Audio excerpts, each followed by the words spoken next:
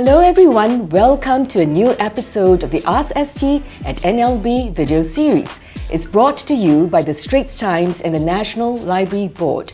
These monthly sessions answer your burning questions about the topic of the day. To the readers who have sent in questions, thank you. I'm Siew, travel editor at the Straits Times, and with me today is Aaron Wong, founder of the Mile Lion site. It's an authoritative and very cool travel hacking site on airline miles, credit card points, and hotel loyalty plans. All the things you need to travel well, right? Today, we will discuss how to vacation like a pro. Welcome, Aaron. Hi, Siew. Thank you so much for having me. So, Aaron, it's time for globetrotters to rejoice again. Borders around the world are largely open. And journeys, though, might be slightly confusing or costly because the pandemic has reshaped the whole world in every respect. And well, so we're here today to demystify travel as much as we can and to do some travel hacking so that we'll be readier to pack our bags and go than ever before. Yeah. So Aaron, you have been on the move, right? Since you went to, let me say, Germany twice. Germany, been to South Korea, been to Australia, Thailand, racking them all up, making up for lost time. Perfect. Yes. And New Zealand is next, New Zealand right? is next, yes. Yeah, once they open the borders on the 2nd of May. So fantastic. And then there's also, you just returned from Bali. I did. Okay, you have been keeping score. Yes, been to a lot of places. Right. Yeah, and Bali, tell us about it. Is the magic still there? Is Kuta Beach the same? Massage and the rest of it? It is getting back to normal, though it's still pretty far from being the Bali that you knew pre-COVID. For Bali, it's kind of interesting because they officially opened up earlier this year. But they had something called a warm-up vacation package, which is such a euphemism because it was basically quarantined by another name. So people would buy a warm-up vacation package and they had to stay on the resort grounds for 5 nights, after which they'd be set free. And people weren't going to go for that sort of thing, clearly. So after a couple of months, they scrapped it completely. They said, let's do it as a proper quarantine-free travel. You arrive, you do a PCR test. Once the result comes back negative, you'll be free to explore Bali as per normal. So it's definitely a lot quieter. A lot of businesses, unfortunately, have closed down over the past 2 years. So your favorite restaurant, your favorite massage place might not be there anymore. But I think the locals are optimistic that as Indonesia opens up, right, there's going to be increased visitor numbers from Australia, from elsewhere in the region. And they're hoping that gives them the kind of business they direly need after 2 years of almost complete nothingness going on. And how about the ease of travel, your flight time and the journeying around? Yeah. For Bali specifically? For Bali. Yeah, so but actually, all things considered, Bali would still rank as one of the relatively more complicated places to visit because there is some paperwork and all that you need to do before you travel. So things like your testing, you need to get your vaccination certificate recognized by the Indonesian government. So you need to download this app and get your vaccination cert converted. And also there's testing on arrival. Although some of this is going to be scaled back in the weeks and months to come. It's not like in the past where you just say, okay, this weekend, there's a long weekend coming up, let's buy a ticket, hop over to Bali and come back. Right? We will eventually get to that stage, but for now, it's not the same kind of freedom as before. So I guess the question boils down to, is it worth it, right? You need to incur the cost of testing, you need to do all this paperwork before you fly. I think for someone who is like stir crazy, has been at home for the past 2 years, really wanting to go somewhere, I don't think anything would stop that person from going. But maybe if you're traveling as a larger family and you're concerned about things like testing costs adding up, because Indonesia still does require the more expensive PCR tests, right? So that is something worth considering as well. Also if you had recently recovered from COVID, for instance, you might be a bit cautious about heading to Bali for the simple reason that Bali does not require a pre-departure test if you can show proof of a recent infection. But on arrival, you have to do a PCR test, which to me doesn't make much sense because PCR tests are super sensitive, right? And if it picks up your past infection, it doesn't matter that you have a document saying you've recovered, you're still going to go into isolation over there. So I think those are some of the things that people might want to look out, especially if they recently recovered. There's a lot more patience and paperwork involved now, right? So the question about whether weekend trips are back, it's time to go for this weekend trips around the region. Yeah, and keeping in mind that Bali is different from Bangkok and from Siem Reap. But if you look across the region, does any one city or regional destination have a slightly stronger pull? Well, some ASEAN countries are definitely a lot easier to travel to than others, right? So Cambodia, for example, doesn't even require pre-departure testing. If you're going to Vietnam, all you need is an antigen test, right? Thailand has done away with pre-departure testing altogether as well. But Thailand still requires you to apply for what's called a Thailand pass. It's this thing you need to submit at least a week before you travel. You need to send information about the hotel you're staying at, about your travel insurance, right? It's not the same kind of let's just hop on a plane and go as it was before. But the good news is that the general trend within the region is that countries are moving to simplify their arrival protocols. So going back to the example of Thailand, rumor has it that from early May, they will change the on-arrival PCR test to an antigen test. And that's so important not just because of cost, but because right now when you arrive in Bangkok and you must do a PCR test, you're supposed to isolate in your hotel room until the result comes out. Sometimes you get lucky. When I went to Bangkok, it only took 3 hours to get the results. But I have heard of people waiting up to one whole day, 24 hours to get their results back. And if you're doing a weekend trip, 24 hours for your results to come back is almost half your trip gone. So the move from PCR testing to antigen testing, that's going to be a major breakthrough. It's going to mean that from the moment you land, you do a test, 15 minutes later, you're completely free to move around. And that's the general direction that all these regulations must move in if people are to be encouraged to travel again. I mean, PCR testing would have made sense 1 year, 1.5 years ago when people are still trying to eliminate COVID. But if you're talking about living with COVID now, to accept that people will get COVID, if they're vaccinated, it's fine, you're not going to get seriously sick, then an antigen test is really more than sufficient already, right? It's not about detecting every last case. It's about, taking reasonable precautions, but also realizing that, hey, your mask, your vaccinations also give you protection as well. So we can look forward to more game changers from now on, hopefully, unless a new mystery variant shows up and messes with plans. And let's not forget as well that it's not just about the going there, right? It's about the coming back as well. And that took a major step forward when Singapore launched the vaccinated travel framework. So previously, it was the vaccinated travel lanes, right? Which meant you had to take designated flights. If certain people had to apply for vaccinated travel passes. Short-term visitors required travel insurance. A lot of these requirements have been scrapped now that were under the vaccinated travel framework. And if you're a Singapore citizen, permanent resident, or long-term pass holder, your return process to Singapore is extremely simple because your pre-departure test now can even be done online through one of those tele-supervised arts, right? So it used to be when I was traveling at tail end of last year, one thing that I had to do was hunt down an overseas testing center, right, to get my test done before I come back to Singapore. And most of the times it's kind of like a minor inconvenience, but you remember a few things, right? Number one, when you go to an overseas testing center, there's always a chance you might get infected over there. Number two, even though Singapore has been accepting antigen tests for quite a while, antigen tests in some countries can be very expensive.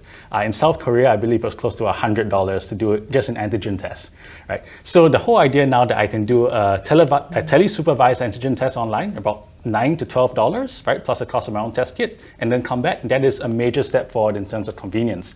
I think just today there was a report on Bloomberg saying that Singapore is looking to scrap pre-departure testing altogether within the next few weeks.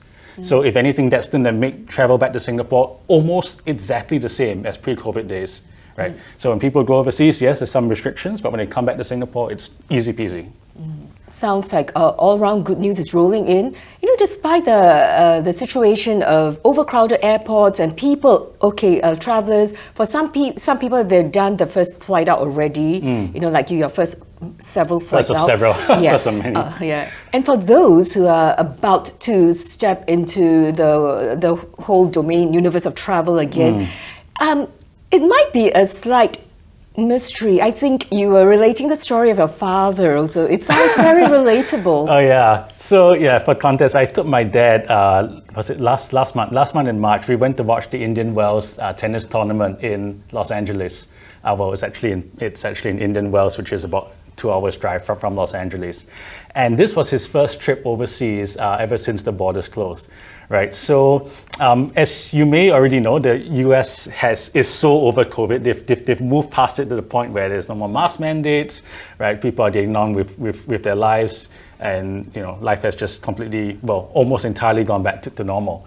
But for him, having been in the Singapore context for the last 2 years, even though he could take off his mask outside, for the first few days, it just felt so weird to him to do that. It didn't even occur to him, even though no one likes wearing the mask when it's hot outside, but it didn't even occur to him that he could take it off, because 2 years would do that to anyone.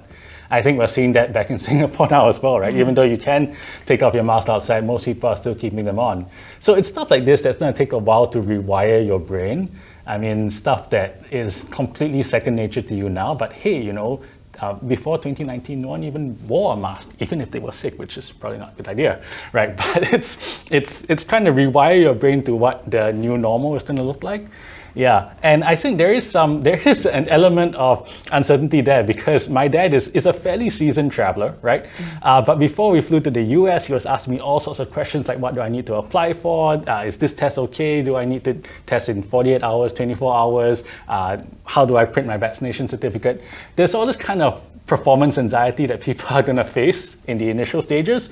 But that's completely normal, right? I mean, it is a brave new world out there. And sooner or later, people are going to just decide, okay, got to do it sooner or later. I'm just going to go and travel.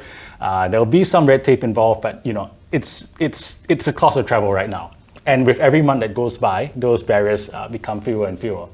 Right, yeah. Soon we won't think that masks are part of our face and it's going to be off. And yeah. But I would say also because sometimes people ask, should I travel? Should I travel now? They used to ask, where is it safe to travel? Now it's like, the question applies to every place, right? Or should I travel at all? And sometimes I say, no, read up. Prepare your mind, and if you're not ready to travel, it's okay. Just wait. The world is out there waiting for you. Yeah, and look, I mean, if someone were to ask me, like, which countries would I feel a bit less confident about heading to, I don't think it's so much the countries as it is their regulations. So I still believe that whatever country I'd be willing to travel to before COVID is probably just as safe as it was right now. Right. The question for me now is more about regulations. So if you think about it, some countries have not moved to home recovery yet. So for example, if you test positive in Thailand as a tourist, you're sent to what's called a hospital, not a hospital, but a hospital plus hotel. Right. So they send you to this facility. You're not allowed to just stay in your room and recover. That's additional cost, that's additional headache. So some people might feel a bit uneasy about that. I also mentioned the example of Bali and Indonesia. I think if you're traveling to a country that doesn't have proper protocols for recently recovered travelers and they require on-arrival testing, that might be something you want to think twice about, because, given how sensitive PCR tests are, you could have recovered for a while and it still picks you up. So that's something you might want to consider as well. And just in terms of costs, I think countries that either have no pre-departure testing or allow antigen testing are going to be a lot more attractive than those that mandate PCR testing only. So like Israel, Indonesia, all these countries say PCR test only. And although the price of a PCR test in Singapore has fallen significantly, I think during the early days of COVID, $200 was the best you could do. Now we're looking at $80, $90 even, right? It's come down quite a bit, but multiply that by a family of 4 and you're still looking at quite a substantial cost. So yeah. Yeah, and these in fact to not be PCR costs. Test for a family of 4 equals the cost of a flight, right? It could very well be, yeah. Right, yeah. And so, with all this, questions about regulation swirling, another fear, there's a sense of anxiety also about what if I catch COVID abroad, right? Omicron might be mild here or whatever, but how would you soothe anyone's anxiety around that question? I would tell them, just thank God you weren't traveling when the VTLs first started. Because when Singapore and Germany launched their inaugural VTL, getting a positive COVID test overseas just before you come back to Singapore means you need to extend your trip by 21 days. Because the rules at the time by MOH said that anyone who had tested positive in the past 3 weeks was not allowed to board a flight for Singapore. Now they've changed the rule, right? Thankfully now, the rule is that as long as you tested positive at least 3 days ago and you can produce a negative test after that, you're allowed to come back. And even if you can't produce a negative test, after 7 days, no test at all is required. I think that's to deal with the people who turn out to be shedders, the ones who just cannot clear a test because even though they've recovered, they're still showing up the antibodies. Yeah, I would say that getting an overseas COVID diagnosis now is not the major headache it was back in September when the VTL started. Don't get me wrong, it's still going to be not exactly pleasant, but it's not like 3 weeks extension that it was back at the start. And it very much depends on what country you're heading to, because in some countries like the US, for example, if my pre-departure test in the US came back positive, no one would really have cared. They'd probably just say, okay, just go home and avoid like going out. But you know, it's not like locked down in a sealed hotel room with guards at the door, right? Some countries are still on that end of the spectrum, but some countries just see it as nothing more than having like the common flu. So it really depends as well which country you're talking about. And I think that with time, it's just going to be like any other kind of falling sick overseas, right? I mean, before COVID, people were getting food poisoning overseas. That didn't stop them from traveling back. It might have, a bad case might have stopped them from boarding the flight home, but hey, you know, that's exactly the same situation as what we have right now. All right. The other thing that has changed now is that a lot more travel insurance policies provide COVID-19 insurance coverage, right? So Omicron is mild, yes, but worst case scenario, you want to know that you've got coverage for medical expenses if push comes to shove, right? And some of them will also cover things like your additional hotel bill, should you be diagnosed with COVID overseas and not be able to travel. So it's not going to be smooth sailing all the way, but there are many safeguards that make it such that catching COVID overseas is more of an inconvenience than a truly devastating kind of thing. So for example, Australia is a really popular destination, and it was called Fortress Australia, as was in its neighbours Fortress New Zealand. Yes. Yeah, before Australia flung over its borders and everyone could go back. So if someone catches COVID in Australia and wants to come back to Singapore, what's a scenario? Can you paint that? Right. The regulations will vary by state. Different states within Australia might have different protocols for what happens if you test positive. In general, it will be home or hotel isolation. So you're just supposed to stay inside, don't go out until you test negative. In terms of coming back to Singapore, same rules apply. For now, a pre-departure test is still required. So 2 scenarios. Scenario 1 is that by some miracle, after 3 days, you can present a negative test, which probably suggests that your first positive test was a false positive, right? If you can, after 3 days, present a negative test result, you can fly back to Singapore just as per normal. Second scenario is that if you test positive, 7 days later, you can come back to Singapore without any kind of testing. So that is, as I mentioned, the concession that they built in for people who turn out to be shedders. Worst case scenario, I guess what I'm saying is that you'd be there for 7 more days. Yeah. Yeah. Well, in Australia, I guess it can be totally awful. Yeah, and I guess if you're the kind of person who has the freedom to work from anywhere, then it's not that big a deal. It will, of course, be a problem for parents with kids because kids need to be in school. But if you're someone who can just do your work overseas, then it's really not much difference. Yeah, and you alluded to remote work. Yeah. So during the pandemic, digital nomads, the pandemic, I would say, accentuated the trend of digital nomads. And there's even this new wave called slow mads. They spend even longer time at the destination to work and play. Yeah. And there's some excitement around this group of people because on a couple of levels. Yeah, because these free spirits can refresh the local job markets. Yeah. And so another aspect is that they tend to spend quite a lot of their income, like maybe around 35% of the income at the destination. So tourism boards in Europe are kind of thinking whether to allocate, to shift some of the budget towards these slow mats and digital nomads. Bali, where you were, there's also the government, the authorities try to reel them in also in hotels, do some stays of the sort. So a couple of thoughts about this. Would you like to be a digital nomad? And is there any allure?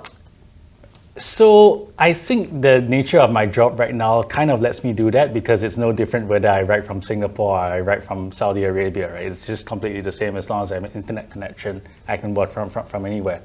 I completely understand the allure of doing that. I think if there's one thing that the pandemic has shown companies and all, it's that working from office is kind of overrated. And you can see the trend right now, right? It wasn't there just the announcement, Standard Chartered is going to half the amount of office space it has here, simply because they don't need that much space, because people are actually able to be productive from home. Amazing, right? So it is the way things are going. I know personally a few friends who during the pandemic did actually work from overseas, some of them with explicit permission from their employers, some with implicit permission, and others on a don't ask, don't tell basis. So there are employers who, don't just say, as long as the work that's done, I don't care where you're working from, just meet the deadlines, get all your work done, and it's fine, right? But there are other employers who are a bit more traditional, value the whole FaceTime aspect, believe that time in the office is important. I would say for those who do have that freedom, it's a fantastic experience to be able to work from anywhere, to have that feeling of freedom, to be able to explore a bit more. I guess even more so for those who aren't tied down in Singapore, maybe they don't have families yet, able to spend that time exploring more of the world overseas. Right? And let's be honest, a lot of the work that you do, as long as you have an internet connection, you can probably do it from anywhere out there. Yeah, and I think the trend will probably just intensify more and more. The whole Great Resignation wave was brought about by people realizing that, hey, if the world ends tomorrow, I don't want my lasting memory to be 9 a.m. Monday meetings and awkward 5 p.m. office drinks with people I barely know, right? They wanted to go out and do something different, and that's kind of like jolted them out of the inertia to not do it. I'm sure digital nomads wannabes would really relish hotel loyalty programs, max it out, so we want to max out whatever we have. So you have great hacks around this. Let's share a couple. Right, so easiest way if you want to fly for free is that you got to know your credit cards well, because more than 90% of the miles you earn will come from credit cards, right? Miles some people think that they don't fly enough to earn airline miles, but it's not about the flying, it's actually about the spending. Yeah, so I personally started playing the miles game, as we call it, in 2013 when I first started working and I was eligible to get credit cards. Right? And I had always been curious about the idea of frequent flyer programs, like the whole idea that, wow, you can use all your miles and fly for free, you can step foot into the first class cabin without having to pay ridiculous amounts of money, right? And miles are what enable you to do that sort of thing. So it's about knowing the right cards to use in the right situation. It's about leveraging things like sign-up bonuses. It's about things like taking advantage of the periodic offers that banks run in terms of upsized earning rates on certain categories of spending. What's so interesting is that during COVID, banks were actually offering some of the most generous miles promotions I've ever seen, probably because they had too much inventory on hand from the airlines and they needed to move some of those miles. So we were seeing amazing things like 8 miles per dollar promotions on online shopping and all sorts of other things that really let people accumulate the miles. And we're kind of seeing the backlash now because everyone's trying to redeem the miles at the same time. It's kind of like a big clog that's been removed from the pipe. Yeah, and I think the most important thing to remember about all your credit card spending and all is that it's really a good way to maximize the rebate that you earn on spending that you otherwise would have done. So if you're getting married, if you're going to do a major house renovation, if you've got a kid on the way, you're bound to have some kind of big ticket purchases lined up. And instead of using cashback cards, which generally offer rather low rebates, right, putting on a miles card can help you fund your next vacation. And it's just really a great way to be able to travel better for less. So Aaron and I are speaking at the askST at NLB video series brought to you by the Straits Times and the National Library Board. Aaron, on that note, we have lovely questions from our readers, and alluding to miles again. First question, let's have, from Grace. How do we supercharge our miles collection so that we can make it in time to book a suite for our Christmas trip? So this would be the height of luxury, right? This is Suites, SIA. Singapore Airlines Suites, legendary, setting the new bar. So look, Grace, I've got good news and bad news. The good news is that Singapore Airlines has brought the A380s out of cold storage. During COVID, there was no demand for such a huge plane that most of the A380s went into storage. You couldn't actually fly in suites. But Singapore Airlines reintroduced the aircraft a couple months, like 6 months or so ago. And it's now possible, once again, to try out the suites product, which is amazing. That's good news. The not so good news is that it's going to be very, very tough to redeem. Several reasons. The first of which is that Singapore Airlines now is only operating the newest A380, which only has six seats in the suites cabin. The old generation had 12, so it was probably, well, I wouldn't say as easy, but twice as easy as before to redeem. And the other thing is that you're probably going to have to pay a bit more than you might have thought. Because Singapore Airlines has two tiers of awards: the cheaper, saver ones, which are more plentiful, which are cheaper but less plentiful, and the more expensive Advantage awards, which have more availability. So to put that in perspective for you, let's say you wanted this December to head to London, right? So if you were to redeem a seat in the saver category for suites, it would be 125,000 miles. But if you want to redeem that in the Advantage category, it's 220. So it's almost double. And last I checked, only Advantage awards are available for suites. So it is going to be fairly difficult to get it, at least for the foreseeable future. Now, obviously, as time goes by, more of the A380s will come back into circulation. I do foresee that getting a bit better. But assuming you're familiar with the kind of threshold that you need to clear, I think some of the ways that you can that you can turbocharge your miles accumulation. I mentioned the credit cards already, but there's also a lot of opportunities for you to pick up additional miles on top of your credit cards that you shouldn't forget. So Singapore Airlines has their own app called Kris Plus.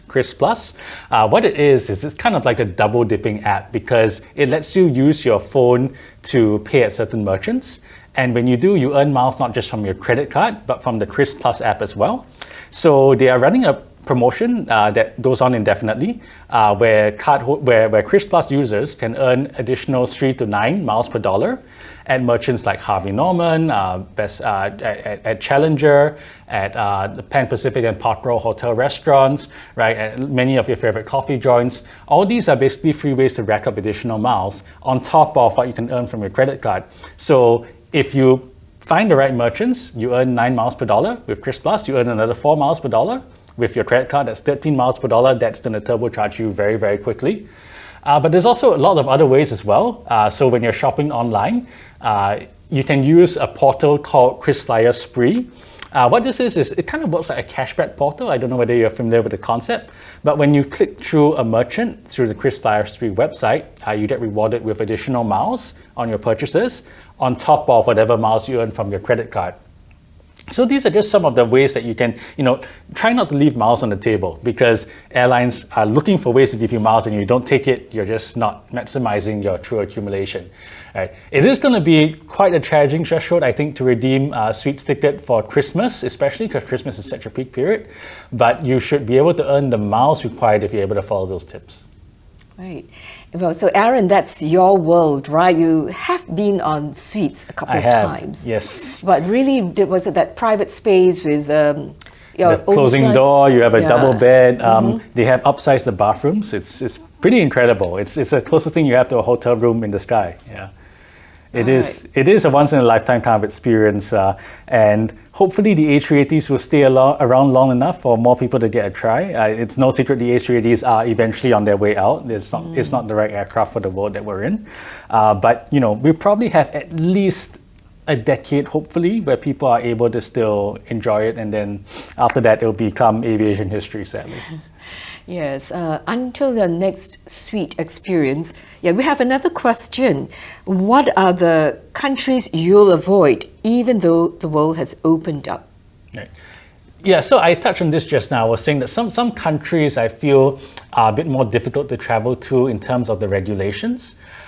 So countries that require you to do PCR tests, for example, well, that's a cost consideration, because even though the cost of a PCR test in Singapore has fallen since the early days, it's still about $80 to $90 a head. Imagine that multiplied by a family of 4 or 5, and those costs can really, really add up.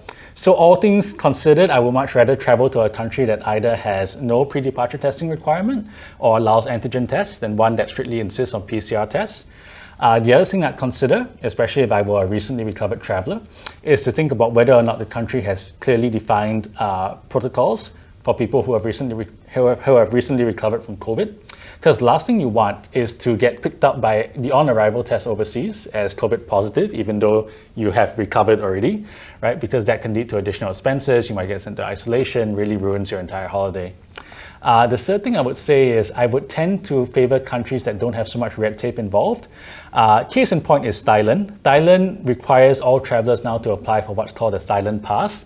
It is not rocket science to apply, but there is a fair amount of documentation you need to submit. The portal is really finicky about the documentation. It's just not very user-friendly. Rumor has it they're going to do away with the Thailand pass sooner or later. But it's kind of things like that that make it a lot less frictionless than it was before. Yeah, so I would definitely try and research the requirements of the place that I'm going to, and there are many websites online that will help you do that. And then see exactly what kind of red tape is required. And I would tend to favor countries that don't have so many regulations. So the UK, for example, almost nothing you need to do before you fly. No pre-departure testing, no on-arrival testing, just fly like pre-COVID days, right? Travel to other countries like South Korea might be a bit more complicated for the moment. In some ways, Asia is still the outlier. Oh yeah, right, but definitely a lot more towards the conservative side when it comes to opening up. I mean, look, if you look at which countries in the world still haven't opened up, China, Japan, right? This is going to be most of the West has already moved on. Even New Zealand is opening up. Come on, so it's going to be like that for a while. Well, yeah, then there will be the catch-up time. Well, here's a fun question from Elwin Tan. The moment the borders opened, where did you go and why? Germany. Yes, I went to Germany. Why did I go? Because Germany was the only choice. No, look. So Germany is a lovely place to visit, right? I flew into Munich, and I was only there for 4 days. It was more like a fact-finding mission because this was the first time in 2 years that we had been able to travel overseas. And you need to remember, back in September, Singapore was quite different from the way it is now, right? Our group sizes were still restricted. Can't remember whether it was 2 people or 5 people. It was a very, very small number. You had to wear your mask outside. We couldn't drink alcohol after 10:30. There was no live music. And going over to Munich and seeing how different life was so eye-opening, right? Because there was no more mask requirements, well, at least outdoors. You could drink adult drinks anytime you wanted to. It was really life, life as it was. And it was so refreshing to see that after 2 years of COVID life in Singapore. So yeah, those were still the early days of the VTLs. There was quite a lot of red tape involved. Now with the vaccination travel framework, it's a lot easier, a lot more straightforward, a lot less testing, a lot less rules. You don't need to take designated flights anymore. But yeah, Germany will always be a special trip for that exact same reason. It made me realize how much we'd missed in those 2 years. Yeah, and mine was Sydney, the Blue Mountains, and the Central Coast, right? And that was in November, October? It was supposed to be in November, but got pushed and pushed for all kinds of reasons. Right. Well, I think Australia, there was a VTL at first, right? Late last year. And then after that came the 72 hours requirement. You have to isolate for 72 hours. Because of Omicron. Yeah, then they added that back and then they took it away. Yeah, December was not a good time for travel, right? Because of Omicron. All the countries suddenly started adding these additional requirements. Yeah, it was tough. Yeah, a lot of people mentioned escape, but I think what was great was that what I wanted to show was that Australia is always new, and that's a kind of a picture of much of the rest of the world once we start traveling, right? After these couple of years, it's like an all new world again. It's like the travel reborn, the world reborn, and we are made to explore. It's part of our DNA, or at least for a lot of people, right? Right. Yeah. One of the things I did was to go on top of a cable car which stopped in the middle of the Blue Mountains, safely harness, get up, and then look around the mountains and the waterfalls, no glass. And then you think, where was this for the past 2 years? Right? Yes, Yeah. and we're back. and we're back. Yeah. Okay, we shall do one more question. Yeah. After the pandemic, are there new tourist hotspots that weren't popular choices before 2019? It's an interesting question because nothing pops out immediately in my mind. I think people are still asking the same questions. When will Japan reopen, right? When will all these places that I like to go to before COVID reopen? So I don't think that traveler preferences have radically changed. People still want to head to Bali, or what they want to do their weekend trip to Bangkok. They want to do their ski trip to Japan. It's still the same kind of preferences as before. I think maybe what has changed is that well, in other countries, there's definitely people have rediscovered domestic tourism. That much has changed. I mean, in Singapore, we also tried to do a bit of a campaign of our own. Although when the country is 40 minutes across, there's only so much that you can see. We don't have the same kind of opportunities that people overseas might have had. So yeah, at most I would see maybe in some countries people have discovered like the domestic market has a lot more than they previously thought. I would say on the whole, the post-COVID landscape for tourism, I do not expect to look radically different in terms of where people want to go to as the pre-COVID days. Destinations like the Maldives will always still be a popular honeymoon destination. COVID hasn't changed anything about that. People still go to the US when they want to shop. People go to Australia for the food. It's like everything was on pause for those 2 years, and now people are trying to go back to all their favorite haunts once more. That was exactly what came to mind. Like there was this huge like global pause button, and it's So the whole world was on standby for 2 years. Right. Yeah. I guess there were only like maybe nuances here and there, like for new travelers might privilege nature, outdoors, road trips, that sort of thing, sustainable travel. No, that's a good point, because I think early on when the VTLs first started, I think people who were going to Germany, they made a point of avoiding the cities because higher risk of catching something there. So yeah, from that sense, you might argue that some people might now prefer rural travel versus urban travel. They might prefer big open spaces. But again, the whole point of moving back to endemic COVID is that you see it as no different from before. So a city is no more dangerous now than it was 2 years ago, But granted, people will adopt that mentality at different time frames. So yeah, I can imagine there'll be a good size segment of people who might prefer more outdoorsy activities, and there are many countries that offer that sort of thing. Right. Yeah. Thank you, Aaron, for your insights and all the stories today. I think we are going away, richer in travel hacks and more ready than ever to head off, fly off. About time. Yeah, it's about time. You're right. Thank you for watching this episode. We've been waiting 2 years for borders to reopening, and now it's happening. We've chatted about ways to travel safely and zestfully.